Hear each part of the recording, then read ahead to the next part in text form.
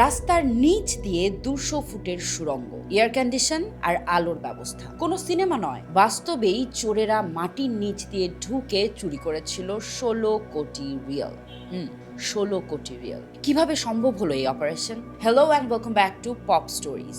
2005 সাল, ব্রাজিল। একদল চোর ব্যাংকের ঠিক পাশেই একটি ঘাস বিক্রির দোকান ভাড়া নেয়। তারা প্রচার করে যে এটি একটি ল্যান্ডস্কেপিং ব্যবসা, কিন্তু আসলে এই দোকানের ভেতর থেকে তারা ব্যাংকের ভল্ট পর্যন্ত 3 মাস ধরে একটি বিশাল সুড়ঙ্গ করছিল।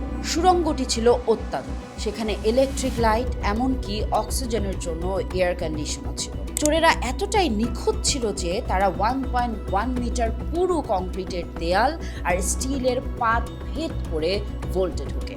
সপ্তাহ শেষে ব্যাংক যখন সোমবার সকালে খোলে, ম্যানেজার দেখেন ভোল্টে 3.5 টন ওজনের টাকা গায়েব। মজার ব্যাপার হলো কোনো সেন্সর বা অ্যালার্ম একবারের জন্য বাজে।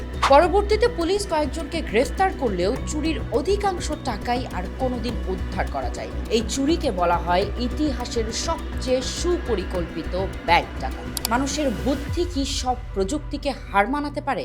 আপনার কি মনে হয়? কমেন্টে জানান। এমন আরো ভিডিও পেতে পেজটি like, share, comment and follow করতে ভুলবেন না।